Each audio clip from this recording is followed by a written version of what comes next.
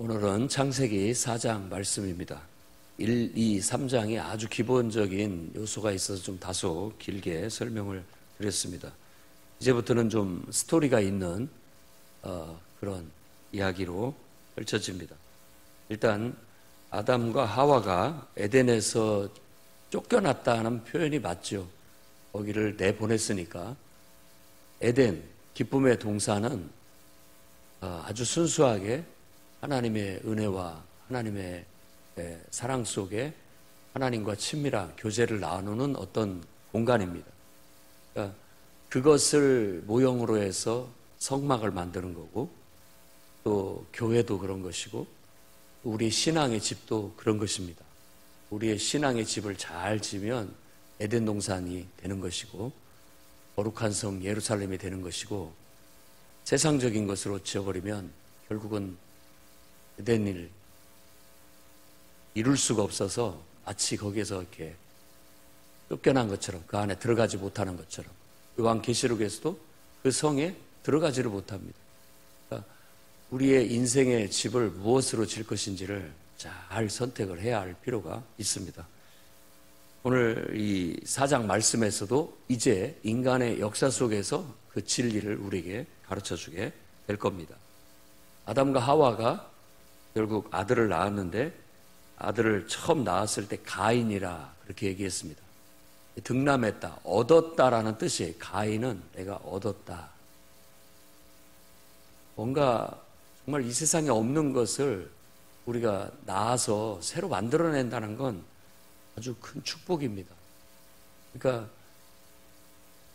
아이를 처음 낳아서 품에 안았을 때 이 신비, 그리고 특별함, 어떤 그런 것들을 그 이름 속에 담았다고 볼 수 있겠고, 그 다음에 두 번째 아들을 낳았는데 아벨이라고 하는데, 아벨의 이름의 뜻은 이렇게 수증기 같은 그런 뜻입니다. 그러니까 그 의미 자체는 별로 그렇게 썩 좋지는 않아요. 허무, 허탄함, 그런 의미를 갖고 있습니다. 가인은 땅에서 농사를 짓는, 땅을 경작하는 일을 하였고, 아벨은 양을 치는, 양을 먹이는 일을 하였습니다. 그래서 둘 다 하나님께 감사 예배를 드리는데, 그게 제사라는 것으로 표현이 됩니다. 그것은 곧 신께, 자신을 창조한 신께 존경과 공경과 감사의 그런 의미를 담아 드리는 의식이라고 할 수가 있겠습니다. 그래서 가인은 자기가 농사짓는 땅의 소산을 가지고, 그리고 또 아벨은 희생 첫 새끼와 그 기름을 가지고 그 예배를 드린 것으로 그렇게 얘기합니다. 그런데 하나님이 아벨의 제사는 연락 받으셨는데 가인의 제사는 받지 않았다라고 묘사를 합니다. 이 받으셨다 받지 않았다라는 게 원어로 보면은 연락이라고 뭐 번역도 하기는 하지만, 하나님이 봤다 보지 않았다, 이런 단어로 쓰고 있습니다. 하나님이 아벨과 그의 제사, 제물을 하나님이 그를 이렇게 바라보셨고, 흐뭇하게 바라보신 거고, 그 다음에 가인은 보지를 않았어요. 그래서 이걸 가지고 이제 많이 해석들이 분분합니다. 이 제물 탓이냐, 아니면 사람 탓이냐. 여러분의 생각은 어떻습니까? 땅의 소산으로 하나님 앞에 제물을 드려서 하나님 받지 않으셨다. 아벨은 희생제사, 곧 어린 양과 어린 양을 바친다는 건 최고의 헌신, 희생, 그리고 기름을 불태워 드리게 했던 것은, 이 기름 태우는 냄새가 굉장히 좋습니다. 고기 굽는 냄새는 다 이 기름 타는 냄새예요. 그래서 그 자체가 아주 기분 좋은 냄새를 유발하기 때문에 최고로 드리는 어떤 제사를 그렇게 얘기하기도 합니다.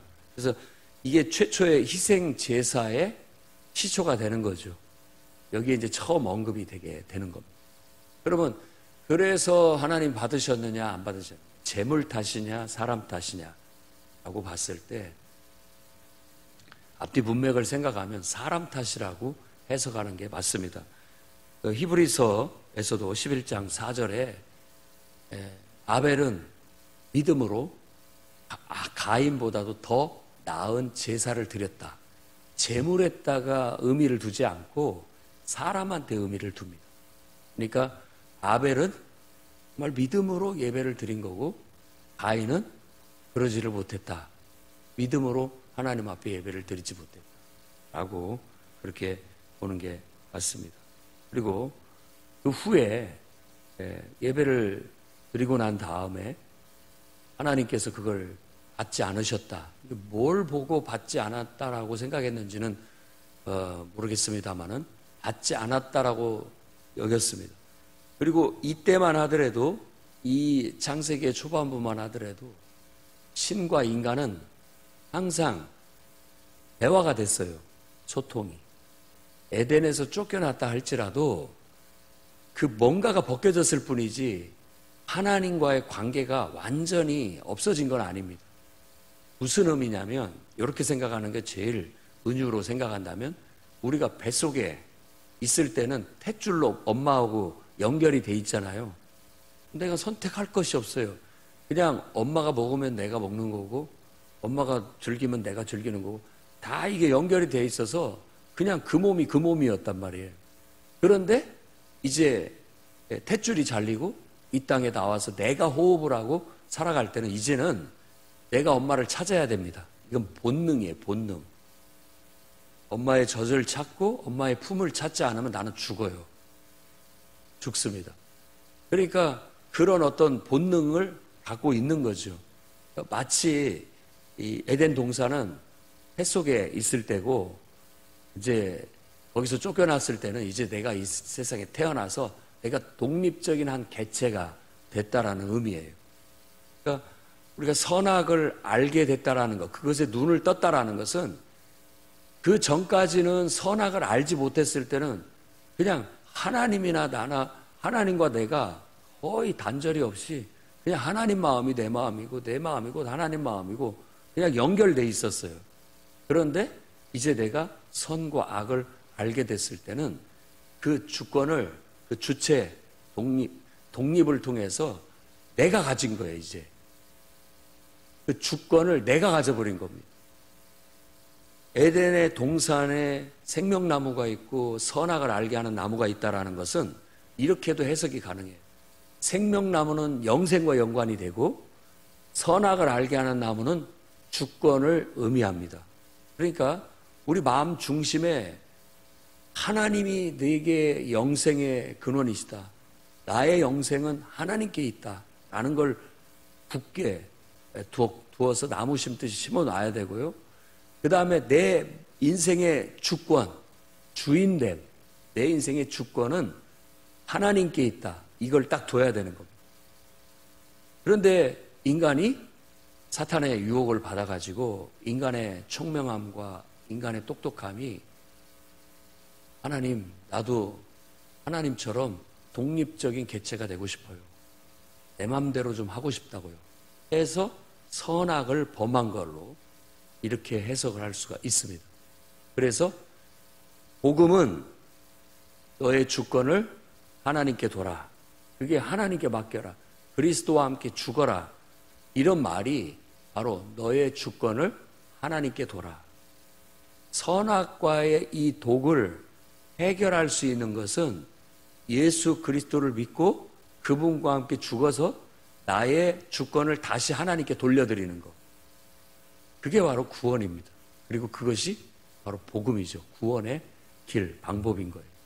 그런 것을 갖고 있는 겁니다. 근데 그 얘기를 드리는 것은 지금 가인이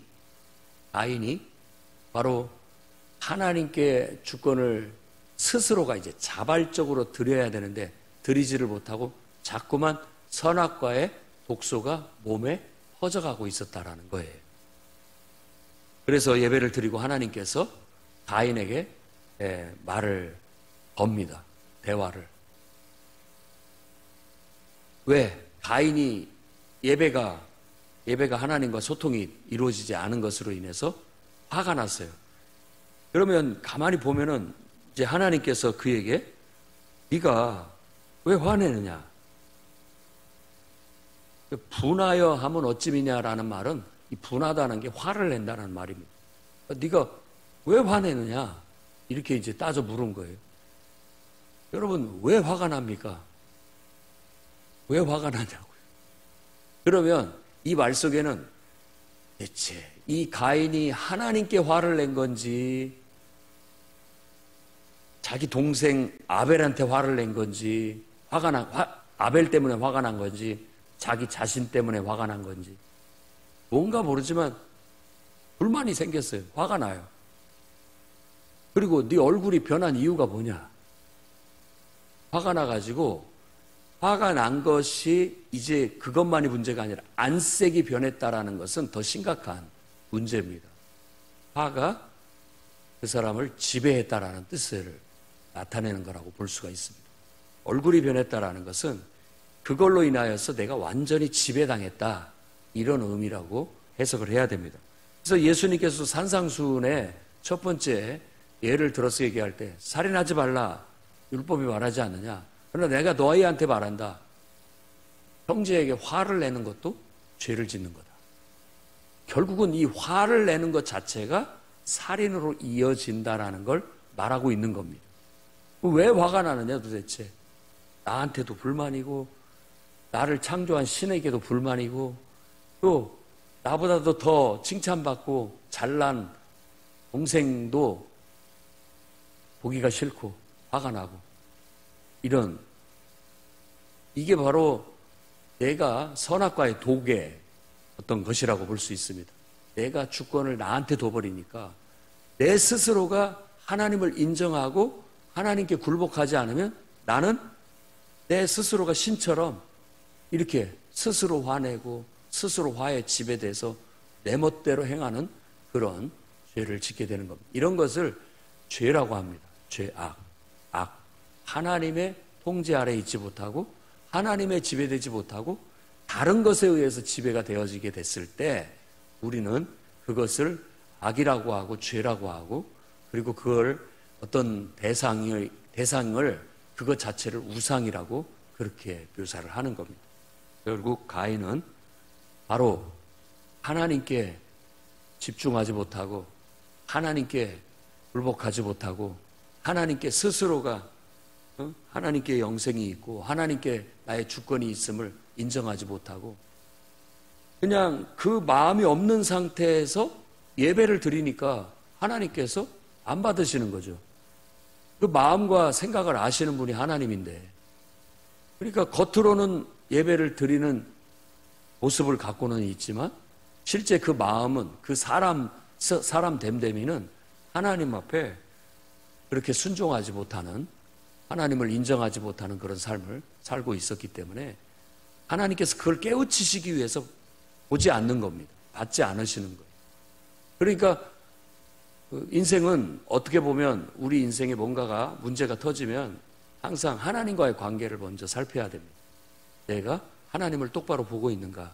내 주권을 하나님께 온전히 맡기고 있는가? 그것이 잘못되게 된다면 선악과의 독이 내게 퍼져서 내가 하나님 자리에 들어가거나 하나님 자리에 뭔가 다른 것을 두게 됨으로써 우리는 죄에 빠지게 되는 겁니다. 그래서 네가 화내는 이유가 뭐냐? 결국은 이런 영적인 문제가 있기 때문이다 라는 겁니다. 그래서 네 화가 너를 지배하지 못하도록 다스려라.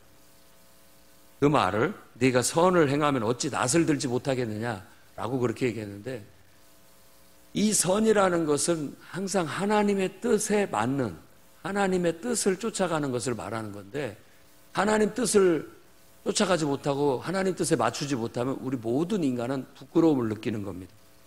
그래서 하나님께 숨게 되고 하나님을 멀리하게 되고 결국은 그것으로 인해서 지배당할 때 우리는 온갖 잘못된 행실들을 행하게 되는 겁니다. 그래서 선을 행하지 않는다면 죄가 문 앞에 엎드린다. 이 엎드린다라는 건 꼭 짐승이 잡아먹으려고 웅크리고 있는 것 같은 그런 표현입니다. 그러니까 죄가 나를 잡아먹으려고 완전히 나를 지배하려고 나를 삼켜버리려고 하고 있다라는 거예요. 여러분, 죄에 대한 유혹은 있습니다. 왜? 우리가 다 선악을 알게 됐기 때문에, 악을 알아버렸기 때문에 이제는 이게 돌이킬 수가 없어요. 방법은 내가 악을 알았지만 악을 다스리면 되는 거예요. 그런데 하나님께서 왜 그걸 악을 너희가 지금은 알지 않기를 바랬느냐면 악을 다스릴 만한 의지가 약해요. 없어요. 그렇기 때문에 너는 악을 알게 되면 악에 지배당할 수밖에 없을 것이다 라는 걸 알고 있었던 것이죠. 그렇기 때문에 하나님께서 늘 그걸 염려해서 그건 아직 때가 아니다. 그건 네가 알 필요가 없다 라고 얘기하는 거예요. 그런데 왜 나한테는 그게 안 되는 거예요? 왜 가르쳐주지 않는 거예요? 왜 나는 안 되는 거예요?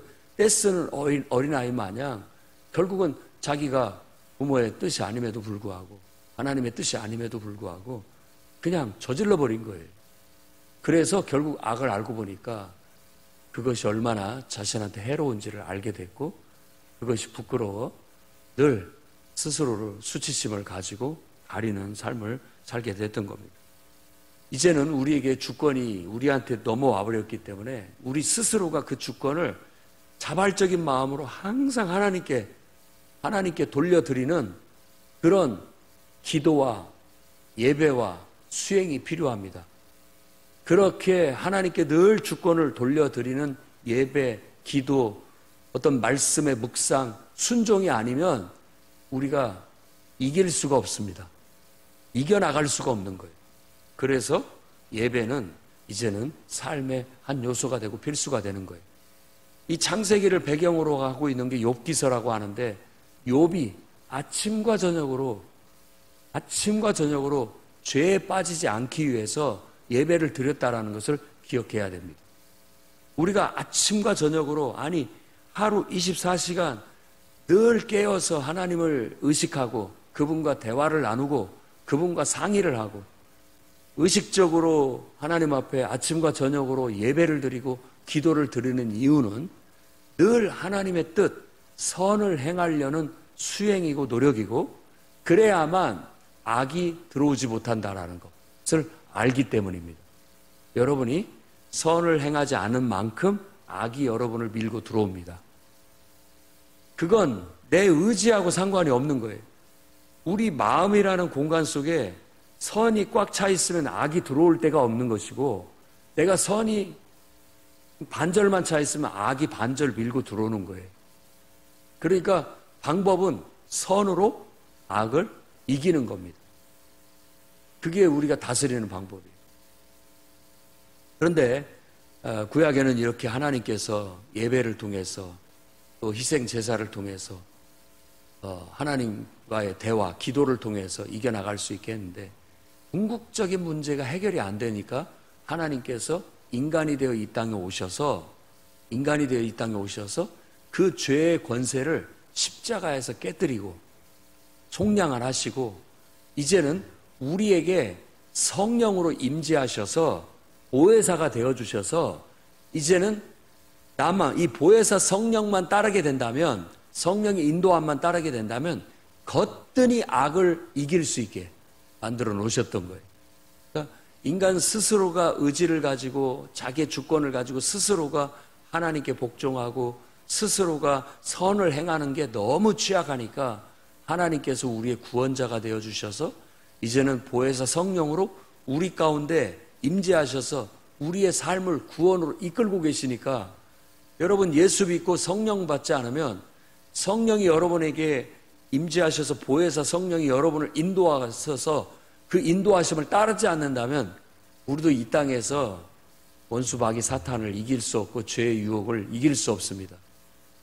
이제는 우리는 죽었고 다시 태어나서 하나님의 사람이 됐고 이제는 성령의 인도하심을 따라 살아가는 삶이 된다면 오늘 이 말씀에서 말한 것처럼 죄가 너를 원하나 너는 죄를 다스려라 라는 그 요구 충족에 우리가 맞게 되는 겁니다. 성령의 인도하심을 받아야만 성령의 지배를 받아야만 죄의 지배를 받지 않고 사탄의 유혹을 거뜬히 이길 수가 있다라는 사실을 명심해야 되겠습니다. 여기서 말하는 죄는 하타라는 단어로서 반역에서 빗나갔다라는 뜻입니다. 정조준에서 화살을 탁 쐈는데 뭔 생각 때문에 딱 흐트러지고 이게 빗나가 버리게 된 겁니다. 그러니까 여러분 마음을 비우고 하나님께 초점을 맞추고 정확히 가야 됩니다. 그렇지 않게 된다면 우리는 잡생각이 들고 딴 생각이 들고 그 자리에 다른 것들이 끼게 되면 우리 인생은 빗나가 버리게 되는 거예요. 그래서 죄를 짓게 되는 겁니다. 이 죄를 최초에 에덴 동산을 떠나와서 가인이 아벨을 쳐 죽이는 그런 죄로 이어지게 됨으로써 우리에게 큰 충격을 줍니다. 누구도 장담할 수 없습니다. 무슨 말이냐면 나도 한순간 분노에 지배되면 사람을 죽일 수 있는 살인자가 될 수 있다라는 말입니다. 누구나 다. 그러니 여러분의 이 감정이 제멋대로 날뛰지 못하도록 성령의 지배 아래 여러분의 감정을 두셔야 됩니다. 감정의 대표적인 감정이 분노예요, 분노. 다른 많은 감정도 있지만 대표적인 건 분노입니다. 이것에 한번 사로잡히면 결국 살인까지 저지르게 될 수 있다는 걸 우리가 충격적으로 받아들여야 되겠고, 그 지경까지 가지 않도록 항상 기도와 예배를 통해서 여러분의 감정을 하나님의 지배 아래 둘 수 있도록 순화시켜 나가는 수행을 해 나가셔야 됩니다. 가인이 왜 아벨을 쳐 죽였을까라고 생각한다면 이게 분노가 사실은 복합적인 거예요. 왜 화가 났느냐라고 하지만은 사실은 가인을 보니까 미움이 있고 막 미움이 생기고 질투가 나요. 또 어떻게 본다면 우리가 땅의 소산으로도 제사를 드릴 수도 있고 그렇지만 원래 곡식도 먹어야 되고 짐승도 필요하기 때문에 두 가지 일을 하게 되면 서로 짐승을 팔아서 곡식을 사기도 하고 또 곡식을 팔아서 짐승을 사기도 하는 거잖아요. 그래서 정말로 희생제사가 하나님이 기뻐하시는 제사라고 생각한다면 내가 곡식을 한 자루 갖다 줄 테니까 네가 양을 줘라 해서 서로 왕래가 되고 서로 교제만 잘 이루어지게 된다면 얼마든지 사고팔고 해서 서로의 필요가 충족이 됐을 거란 말이에요. 그런데 뭔가가 틀어졌기 때문에 그게 안 된 것으로도 볼 수 있습니다. 이게 이 창세기 4장 말씀 속에는 형제 사랑이라는 아주 위대한 주제가 들어 있어요. 하나님과 관계가 틀어지게 되면 사람과의 관계도 틀어져요. 그러니까 이 화가 하나님께 대한 원망과 불평일 수도 있으면서도 또 사람에 대한 미움과 시기와 질투일 수도 있다라는 겁니다. 그러다 보니까 서로 자꾸 관계가 틀어지게 되고 관계의 단절로 이루어지게 되는 것이라고 볼 수 있습니다. 결국 들에서 만나자고 해서 동생을 쳐 죽인 것도 분명히 이게 무관하지 않은 거예요. 벌써 형제 간의 관계가 예배는 드리고 있었지만 좋지 않았다라는 걸 알 수가 있는 거죠. 그래서 그것이 비화가 되는 겁니다. 이게 복합적이에요. 하나님께 대한 분노, 사람에 대한 분노. 그렇게 해서 결국 쳐 죽이게 되고 가인은 하나님 앞에 이제 심판을 받게 되는 겁니다. 그래서 네 아우 아벨이 어디 있느냐라고 묻습니다. 그러니까 어디 있느냐 네 아우 아벨이. 이건 따져 묻는 재판장에 세우고 질문 따지는 겁니다. 나 모릅니다. 발뺌을 하죠. 내가 내 아우 지키는 자입니까? 이 사람이라는 마음이 한번 모질어지고 강팍해지면 이렇게 반응을 합니다. 자기가 쳐 죽였음에도 불구하고 모른다고 할 뿐만 아니라 심지어는 따지고 들어요. 내가 내 아우 지키는 자입니까? 라고. 이게 얼마나 강팍한 심령에서 나온 소리인지를 우리는 다 느낄 수가 있습니다. 네가 도대체 무슨 짓을 했느냐? 네 아우의 피가 땅에서 아우성친다. 그래서 이 핏소리라는 말을 하고 있는데 이게 바로 억울함에 대한 호소의 관용적인 표현이라고 할 수 있습니다. 땅이 이 아벨의 억울한 피를 흘린 것을 막 아우성치듯이 그 억울함을 호소하고 있다. 이게 어찌된 일이냐라고 했을 때 결국은 네가 이렇게 무고한 자의 피를 흘렸으니까 땅이 너한테는 어떤 효력도 내지 않는 저주를, 땅이 너한테 저주를 낼 것이다 라고 그렇게 말합니다. 그래서 너는 땅에 정착하지 못하고 이리저리 떠도는 도망자 신세, 떠돌이 신세가 될 것이다 라고 그렇게 판결을 합니다. 가인이 내 죄벌이 너무나 무겁습니다.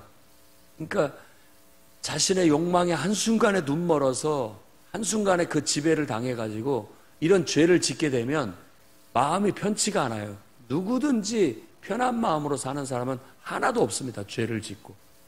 다 큰 소리 뻥뻥뻥뻥뻥 치고 있지만 사실은 그 마음 속에 어두움 속에 불안에 떨고 있고 두려움에 떨면서 살아가고 있다라는 게 거의 대부분 맞습니다. 내가 하나님 볼 낯도 없어. 하나님을 볼 수도 없습니다. 예배도 못 드리겠습니다. 그리고 나는 이 무거운 마음을 가지고 이제 정처 없이 떠돌면서 방황하는 인생을 살게 될 것입니다. 그리고 나를 만나는 자가 또 나를 죽일 것입니다. 라고 그렇게 스스로가 얘기를 합니다. 그것은 이 죄를 지은 가인의 심리 그대로를 말하고 있는 거예요. 하나님을 볼 수도 없다. 어떻게 예배를 드릴 수 있겠느냐, 내가 하나님 앞에. 또 내가 정처 없이 이제 자신의 잘못 때문에 방황하면서 살게 될 것이고, 또 더 나아가서는 내가 누군가를 죽였기 때문에 누군가가 나를 죽인다라는 공포 속에 살아가게 되는 거예요. 그래서 스스로가 이미 심판을 받은 것이죠. 죄값을 받는 거예요, 심판을. 자, 이런 것들을 가만히 생각해 봤을 때 우리는 요한계시록에서 왔습니다. 요한계시록에 인을 뗄 때 첫째인, 둘째인, 셋째인, 넷째인까지가 바로 인간의 어떤 지금 처해져 있는 상황을 얘기하는데, 첫째인을 뗐을 때 말탄자가 나와서 흰 말탄자가 나와서 막 이기려고 하더라. 화를 내고. 이제 그 폭력의 역사. 그리고 두 번째 인을 뗐을 때는 전쟁에 대한 얘기가 나오잖아요. 전쟁의 참상. 이런 일들이 이제 이 가인으로 말미암아 시작이 되어지고 가인의 후손들 속에 쭉 흐르게 된다라는 걸 가인의 후손을 통해서 보여주고 있는 거예요. 자, 가인한테는 하나님께서 마크를 줬어요. 어떤 표를 줘가지고 이를 죽이지 못한다. 이 사람을 죽이면 7배 벌을 받게 될 것이다. 라고 그렇게 얘기를 하는데, 이걸 곰곰이 묵상을 해보면 이런 겁니다. 가인은 이제 살인죄를 지었기 때문에 이 살인죄를 지은 사람을 죽어야 마땅하지만 하나님의 방법은 선으로 악을 이기는 것이지 똑같이 악으로 악을 갚지 않는다라는 원칙이 있습니다. 그래서 하나님께서 죽이지 말라 하십니다. 죽이고 싶지만, 똑같이 죽이고 싶지만 죽이지 말라고 하시고 그에게 표를 줬다고 하는데, 이 표를 갖다가 그 데미안 같은 데서는 아주 신비롭게 해석을 해가지고 이상한 쪽으로 해석을 합니다만은 다른 뜻이 아니에요. 지금도 죄를 지으면 낙인을 찍거나 죄수복을 입혀요. 얘는 살인자다. 그리고 공동체에서 퇴출을 시킵니다. 퇴출을 시키는 그런 어떤 내용이, 의미가 이 이야기 속에 담겨져 있는 거예요. 죄수복을 입으면 저게 죄인이다. 살인죄를 지은 죄인이다. 살인죄를 지은 사람은 붉은 명찰을 박아준다든지 이것에 어떤 표를 줬다라는 건 낙인을 찍어서 주게 되는 거죠. 그리고 우리가 너하고는 같이 살 수가 없다. 너는 저 멀리 딴 데 가서 살아라 하고 퇴출을 시키는 것으로 볼 수가 있습니다. 그렇기 때문에 그 어떤 표를 줬다라는 것은 살인을 저지하기 위한 형벌이라고 볼 수 있습니다. 살인을 저지하기 위한 형벌. 지금도 살인자라 할지라도 아무나 막 가서 복수하고 원수를 갖고 죽이지 못하게 합니다.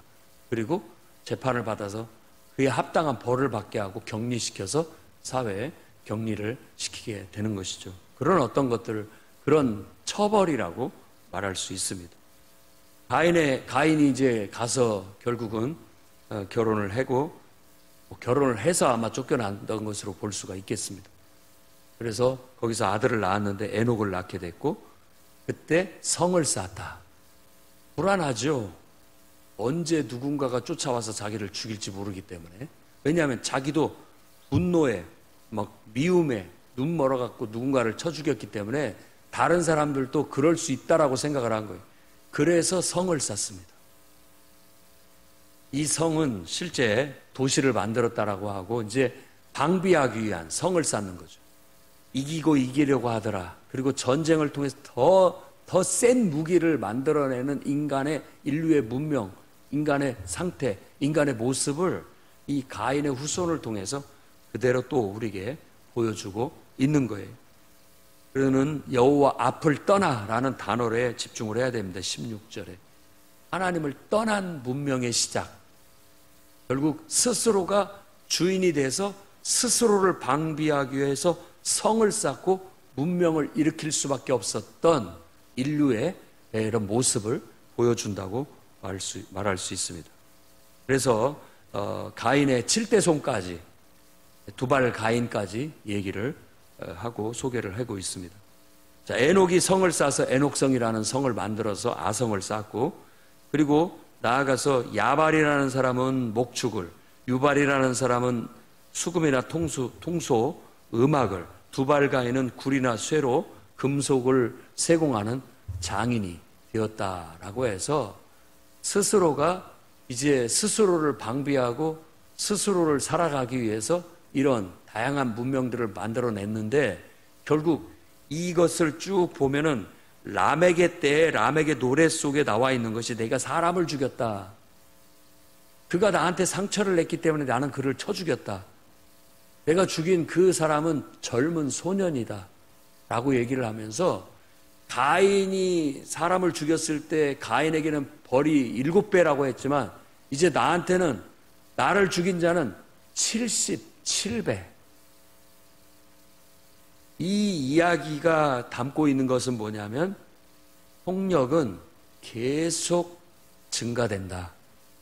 폭력이 폭력을 낳게 되고 죄가 죄를 낳게 되고 악이 악을 낳게 되면서 갈수록 폭력은 심해지고 그리고 또한 그에 대한 방비도 더 강해질 뿐만 아니라 나날이 악이 증가되고 있다는 걸 보여주고 있는 거예요.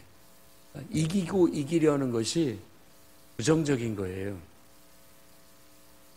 모두가 형제 사랑으로 화합해서 정말 서로가 서로를 위하고 서로 돕고 화목하게 살아가는 것이 하나님의 뜻인데 결국은 인간이 스스로가 주인이 되고 하나님 통제 안 받겠다고 하고 폭력을 자기의 보호 수단으로 삼기 시작하면서부터 이 세상의 불행은 시작이 된 겁니다. 여러분, 악을 악으로 상대를 하면 세상은 망합니다. 지금 세상 속에는 그런 똑같은 영이 흐르고 있어요. 그 영은 개구리 같은 더러운 영이고 그건 귀신의 영이에요. 결국은 우리 모두를 죽이고 그러면서도 그것이 잘했다라고 명분을 갖다 붙이게 되는 아주 더러운 영입니다. 그런 것에 속으면 안 됩니다. 하나를 하면 둘, 셋, 열을 해주는 그런 원수 갚는 복수, 이것도 결국은 세상을 지옥으로 만드는 길이라는 걸 알아야 됩니다. 갈수록 증가돼서 처음에는 7배였는데 나중에는 77배, 나중에는 걷잡을 수 없게 되는 겁니다. 폭력을 가진 자가, 힘센 자가 최고예요. 하나님의 통치를 받지 않는 자는 다 폭력의 통치를 받습니다. 폭력 앞에 굴종하게 되고 모두가 다 그 폭력을 숭상하게 되고 섬기는 그런 것이 되게 되는 거예요. 그것이 요한계시록에서 괴물로 말하는 짐승으로 말하는 우상이에요. 그걸 우상으로 만들어 놔서 모든 사람이 그걸 탐하고 다 그걸 이루는 거예요. 그들이 쌓는 성은 바로 거룩한 성 신앙의 성이 아니라 바로 그들이 쌓는 성은 바벨탑이에요. 바벨탑. 폭력을 최고의 우상으로 삼고 누구든지 그것만 잡으면 세계를 제패할 수 있다라고 생각하고 무소불위의 권력과 부와 영광을 누릴 수 있다라고 믿게 만드는 우상. 모두가 다 그 우상을 쫓아가거나 그 우상을 섬기면서 거기서 나오는 부스러기를 먹으면서 다 살아가고 있다라는 거예요. 여러분, 우리는 거기서 나와서 새 삶을 살아야 됩니다. 그것이 25절에서 26절에서 말하는 셋의 출생입니다. 죽은 아벨을 대신해서 다시 태어난 셋, 다시 낳은 셋을 통해서 다시 그가 낳은 에노스 때에 바로 여호와의 이름을 부르기 시작했다라고 얘기하면서 다시 신앙은 회복되고 영적인 것은 회복되고 하나님의 통치가 그들에게 이루어졌다라고 그렇게 말하고 있는 거예요. 그래서 가인과 셋을 대비적으로 보여주면서 가인은 지금 우리가 살아가는 세상을 보여주는 것이고 그 속에서 우리는 나와서 다시 태어난 셋이 돼서 셋과 같이 여호와 하나님의 이름을 부르고 내 주권을 그분께 내 스스로가 이제 계속 올려드려야 되는 거예요.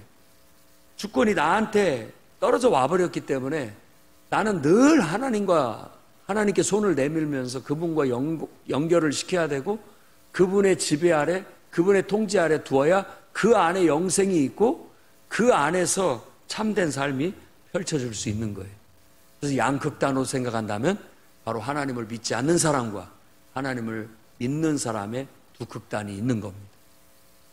여러분은 하나님을 믿는 셋의 후손들이 되어서 믿음의 자손들이 되어서 이제 여러분 스스로가 자발적으로 여러분에게 주권이 있지만 내게 있는 이 주권을 내 스스로가 하나님께 내 주권을 올려드립니다라고 예배하고 기도하면서 인간으로서 제대로 된 됨됨이와 됨됨이를 이루고 인간으로서의 제대로 된 본분을 실천하며 살아가시기를 주의 이름으로 축원합니다.